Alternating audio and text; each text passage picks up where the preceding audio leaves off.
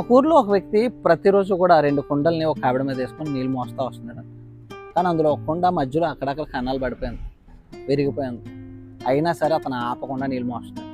ఒకరోజు ఆ విరిగిపోయిన కుండ, ఏదైతే సగం విరిగిపోయిందో ఆ కుండ అతని దగ్గరికి వచ్చేలాడు, నా వల్ల నీకు ఉపయోగం చాలా తక్కువ కదా, ఆ కుండ అయితే పూర్తిగా నిలుస్తుంది, నేను సగం నీళ్ళు ఇస్తున్నాను, అయినా ఎందుకు ప్రతిరోజు దాంతో సమానంగా నన్ను తీసుకెళ్తున్నాను అడిగి.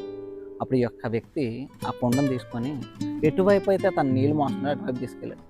ఎటువైపు అయితే ఈ కుండను పెడుతున్నాడో ఆ దారంతా పచ్చగా పువ్వులతో ఎంతో బాగా కనబడుతుంది. ఎటువైపు అయితే నిండు కుండ ఉందో అదంతా ఎండిపోయి కనబడుతుంది.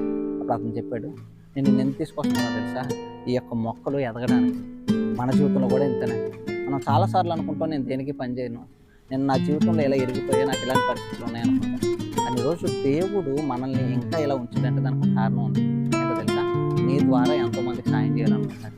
నేనేం చేయలేను నువ్వు అనుకోవచ్చు, నేను పూర్తిగా ఉపయోగపడినా నువ్వు అనుకోవచ్చు. కానీ ఈరోజు నీకు చెప్తున్నాను, నేను ఉపయోగకరంగా కూడా మార్చగలదు దేవుడు. అందుకే ఈరోజు నేను జ్ఞాపకం పెట్టుకో, ఆయన చేతిలో ఉండు, అనేక మందికి ఉపయోగకరంగా